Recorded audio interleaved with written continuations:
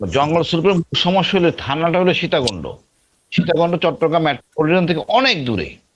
আর হুম এর অংশ হলো গিয়ে মেট্রোপলিটন এলাকার ভিতরে, যদিও এর মধ্যে সামানার মধ্যে মানে এলাকার মধ্যে আসতেছে না, ওদিকে বাইরে দিয়ে বসতো আমি, এদিকে হলো গিয়ে আপনি মনে করেন জায়গা হাইওয়ের মাঝখানে জায়গাটা গ্যাপ, যত হুম সন্ত্রাসী আছে সব ওখানে থাকে। এখন কথা হলো কোনো যদি প্রশাসনের নিয়ন্ত্রণে না থাকে ওটা তো এরকম হবেই। রাস্তা নাই, যাওয়ার রাস্তা নাই, তারপরে মনে করেন আপা ওখানে জমিগুলিকে সাইজ করে বিক্রি করতেছে অন টাইম।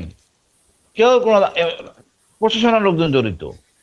এই 30,000 টাকা দিয়ে একটা প্লট দিতে থাকে একজনের ভিতরে ভিতরে, এমন দখল করে ঘর বাড়ি বানাচ্ছে ভিতরে। আপনার হেঁটে দিতে হবে, গাড়ি নিয়ে যেতে পারবেন না। ওইখানে এটা তো হবে, কিচ্ছু করার নাই ওখানে। মানে এখন যদি রাস্তা করে তাহলে যদি ঠিক হয়, এবং একটা প্রশাসন ইউনিট লাগবে তো। এই এক বড় এলাকার মধ্যে কোনো থানা নাই, সেই সীতাকুণ্ড থানা হাইওয়ের পাশে কত দূরে, ওইখান থেকে এটা নিয়ন্ত্রণ করবে কোনোভাবে সম্ভব না। আপা ওই আমি এই সীমান্ত কারা ব্যাপারে বলি, আমি নাইকিং সিও ছিলাম অনেক দিন, 2 বছর প্লাস। না সীমান্তে যাবো আমার জঙ্গল সলিমপুরে মানে দীর্ঘদিন এটা কি বাংলাদেশের বাইরে নাকি? এটার মধ্যে কোনো থানা নাই, কিছু নাই, কোনো শাসন নাই, তো এটা মেনটেন গত করতেছে কে? দখলে কে? না আমি একটা কথা বলি, এই নাটোরের যে জেএমবি সৃষ্টি হয়েছিল কেন? দুর্গম এলাকা ছিল আপা, হুম বিল এলাকা ছিল, মাঝখানে যাওয়ার কোনো স্কোপ নাই। আসলে সন্ত্রাসীরা দেখতে পায় এ আসতেছে, এখান দিয়ে আসতেছে, তো কোনো কাজ প্রশাসন পুলিশ প্রশাসন করতে পারে নাই।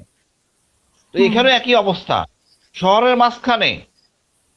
আপনি অবাক হবেন, ওর ভিতরে যাওয়ার কোনো স্কোপ নাই, কোনো দিকে দেখতে পারবেন না। হ্যাঁ, পাহাড় দিয়ে যাওয়া যায়, গাড়ি নিয়ে দেখতে পারবেন না, পুলিশ গেলে মাইর খাবে।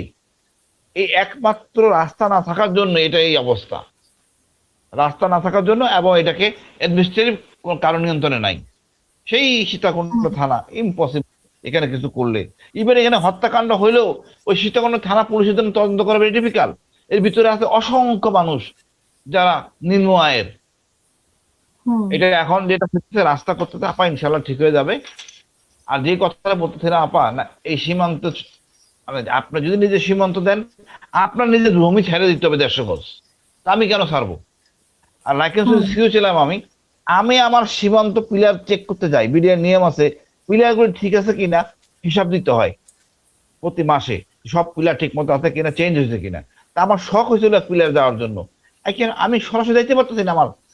আমাকে মায়ের মানে ভিতর দিয়ে ঢুকে দিতে হইতেছে, টেরিংটা ওইরকম।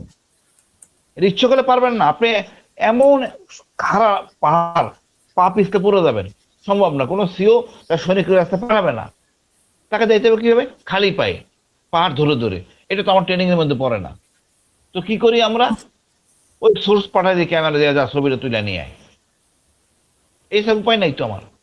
একইভাবে বললাম না, সীমান্ত আপনি এই যে সীমান্ত তার কাটাবেন, আমি এই উচ্চারণই করবো না, যার দরকার সে করে নিক। এখন আমি আপনার বলি, কিছুদিন আগে মাস দুয়েক আগে আমি গেছিলাম ওই আপনার সাদা প্লেটে, ওখানে ইন্ডিয়ান পণ্য বিক্রি হচ্ছে বিএসএফ এর কাছাকাছি।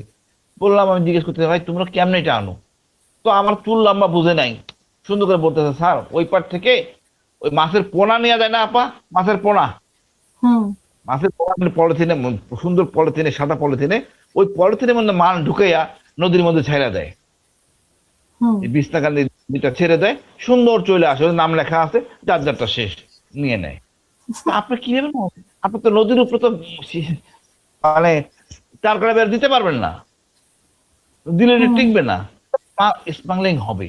আপনি দণ্ডটা কঠিন করেন, আপনি দণ্ড কঠিন করেন, এবং আইনজীবীদের বলেন এদের পাশে দাঁড়াবেন না। মাদকের বিরুদ্ধে মাদকের গড়দের ধরেন, প্রকাশ্যে ফাঁসি দেন, একটাই সমাধান। আর সীমান্ত এলাকায় জনগণের কাজ করার জন্য ইন্ডাস্ট্রি করেন, কুটির শিল্প ছোট ছোট, যাতে লোকজন যায় না, এই অনলাইন নিয়ম না করে। আমরা তো সুযোগ করে দিচ্ছি, প্রতিটা সীমান্ত উপজেলাগুলিতে যদি একটা করে ছোট ছোট কুটির শিল্প হয়, বিশেষ করে মেয়েদের জন্য, আমার তো মনে হয় সমস্যা থাকবে না। সবাই, কেউ তো ইচ্ছে করে এই বাংলা হইতে যায় না, বাধ্য হয়ে হয়। তা তো আমি মনে করি এখন হুম সরকারের অনেক কাজ করা আছে, কিন্তু আমরা করবো না। আমি বললাম আমাদের লস কেন আমরা নিব, কেন? এরপর বন্য পশু নিয়ন্ত্রণ আপনি করতে পারবেন না, উচিত না। রাষ্ট্রীয় আইন না, আন্তর্জাতিক আইন হলে সম্ভব না। এক দেশের বন্য প্রাণী, বিশেষ করে হাতি আপা, হাতি এপার থেকে উপরে যাওয়া আসা করে, আমরা এটা বন্ধ করবেন কেন? কোন কারণে? আরেকটা যেটা বললেন সীমান্ত, এই মিজোরাম সীমান্ত অর্থাৎ নর্থ থেকে সাজেক থেকে সাউথ পর্যন্ত মায়ানমারের ইন্ডিয়া সাইডে আপনি সীমান্ত কোন দিকে দিবেন? সীমান্ত মাঝখানে হলো গিয়ে নদী, ঠেকা নদী আর একটা উপরে আছে। এই নদীর মধ্যে কোথায় সীমান্ত করবেন? আমার নিজেদের এলাকায় কেন? আমরা তো কোনো কারণ দেখি না। আসলে এগুলি না, ভূমি সম্বন্ধে জ্ঞান কম। সচিবরা ঢাকা শহরে থাকে, এদের কোনো আমরা আর কি ঢাকা শহরে থাকে, তার কোনো জ্ঞান নাই, এটা খবর বলে দিল আর কি। এগুলি কোনোভাবেই সম্ভব না।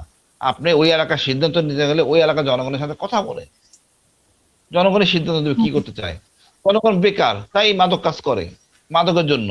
আর তো বললাম আমি, মাদক আমার ইয়াতে হয়, রুমা থানচিরি এলাকা, পুরা বিস্তীর্ণ এলাকা মাদক হয়। এই মাদক এখান থেকে বানানোর পরে এই কাঁচামাল চলে যায় মায়ানমারে, একই সীমান্ত, ওখান থেকে প্রসেস হয়ে পরে বাংলাদেশে ঢুকে।